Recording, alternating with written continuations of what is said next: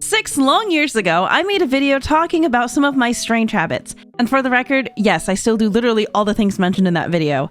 But since moving to Japan 3 years ago, I've developed some new habits that I probably wouldn't have if I still lived in the States. And today we're gonna focus on 3 of them. Believe me, there's way more, but we only have time for 3 today. Number 1, checking the convenience stores almost every single day.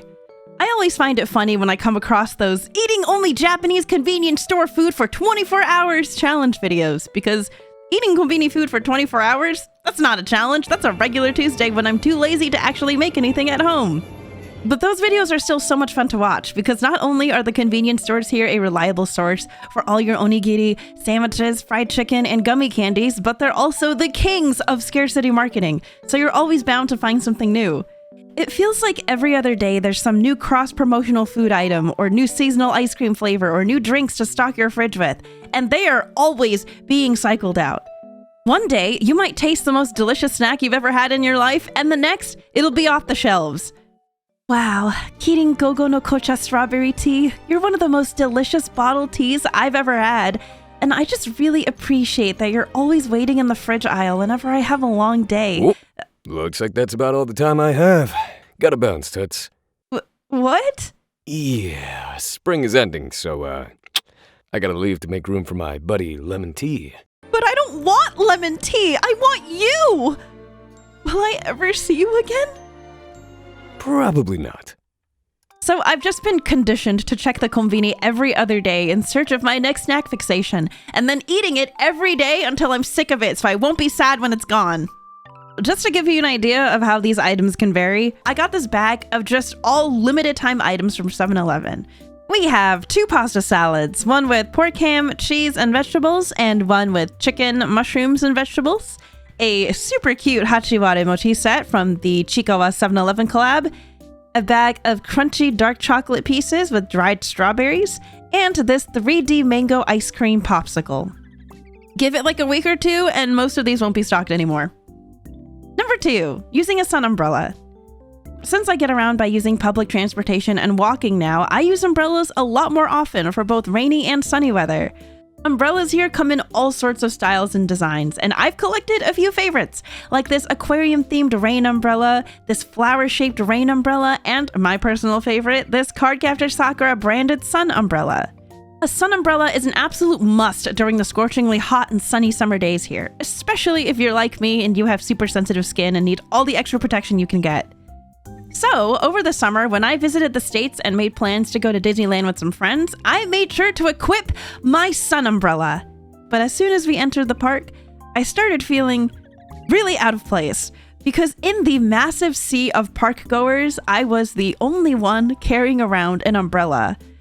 Honestly, I'd kind of forgotten it wasn't as common of a practice here, and I suddenly started feeling self-conscious.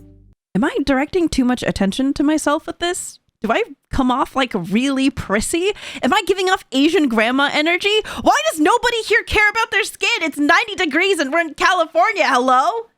But as awkward as it may have felt at the beginning, it came in pretty clutch for my group during the extra long lines. And at the end of the day, when the sun finally set, guess who had a sunburn? Literally every other person in the park except me, because I had a sun umbrella. Guys, moisturizer, sunscreen, sun umbrella. You will thank me later. So whenever I'm at a theme park in Asia or a theme park in North America, you'll never catch me waiting in line without my trusty sun protection. And actually, while we're on the topic of Disneyland, have you ever wanted to be isekai'd to a Disney universe? Of course you have, we were all 12 once. Then allow me to take this moment to talk about the sponsor of today's video, Disney Dreamlight Valley. Disney Dreamlight Valley is a multi-platform life simulation adventure game that places you in a world with Disney and Pixar characters who need your help recovering their lost memories thanks to an unfortunate forgetting curse plaguing the land. Aside from adventuring and investigating the mystery of the valley, you can forge friendships with a whole cast of Disney characters, customize your character's look, build your own village, decorate your living space, just about everything you'd expect from a fantasy cozy game. My personal favorite parts about the game so far is the gorgeously whimsical atmosphere and, of course, interacting with the familiar faces from my childhood. There's always new content and updates being added to the game, so there's always something for you to do when you want to unwind. And right now, the game's actually on sale for a limited time, so if you're interested in exploring the world of Dreamlight Valley, check the link in my description to purchase the game. Thank you so much to Disney Dreamlight Valley for sponsoring this video. Number 3, wearing a mask when taking the train. Look at me. I'm on a Japanese subway. Honestly, this one's not that weird of a habit because Japan's been on the mask subway game years before COVID ever made it a global thing. But it's definitely become more of a habit for me personally, especially because one of my least favorite things about public transportation, especially during rush hour, is when people open mouth cough or sneeze. I hate it! Close your mouth! I complained about this once online and there were some people who were like, oh, surely not the natives, right? Surely yes. Actually, surely yes. Listen, nobody gives less of a shit about germ hygiene than the average old salaryman at a train station. And when you're aware of how many people are around you at all times, you can't unhear the number of coughing and sneezing sounds you'll hear within an 8-foot radius on any given day. One time, I saw a high school boy sneeze directly into his open hands, wipe them on his uniform, and then grab the subway handle. Admittedly, I don't really do the subway mask thing in the summertime, but guys, it's winter. It's peak cold and flu season, and I refuse to get myself sick in a country where I have no legal access to Dayquil and NyQuil, okay? So I'm gonna mask up. Anyways, those are just a few of the little rituals and habits I've kept up since living here, and if you also happen to be living overseas, let me know what interesting habits you've picked up. I've got like a whole list of these, so maybe I'll make a part 2 in the near future. All right, let's end the video with a little field trip to the Konbini to see what new stuff they've got this week. This is going to be a quick casual voiceover because it's the day after New Year, so it was dead quiet and I wasn't going to start talking out loud to myself. So let's just get through this really quick. For New Year's, they were selling these soybeans that you're meant to throw during New Year's time to like ward off evil spirits.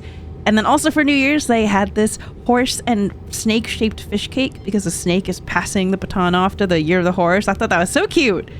And then for the Chicoa collaboration, they had this strawberry milk smoothie and also this seasonal baked sweet potato and milk smoothie, which I thought looked pretty interesting. That was new. Also for the Chicoa collab, there were some desserts like this Castella, this Rocco strawberry jelly thing, and also some rice cakes in tofu skin for Hachiware, and also some chocolate hotteok. They had a bunch of Chiikawa stuff. And they also had a Chiikawa cup noodle where you could get little Chiikawa-shaped dried fish cake pieces in your noodles. And then I have no idea who this guy is. I think he's like a TV personality or something, but he had a bunch of lunches. There was some like ketchup omurice. There was this beef stew and mashed potato, which I did end up buying and trying, and it was delicious. I'm probably going to eat that again. And then also some Korean snacks, like this bulldog ramen chip and this sweet potato koguma snack. And then for strawberry season, they stocked these heart-shaped strawberry mochi ice creams, which I thought was really cute, and also some strawberry yogurt bars. And then at this point, I stopped recording because I was starting to feel self-conscious. So hope you enjoyed, and Happy New Year!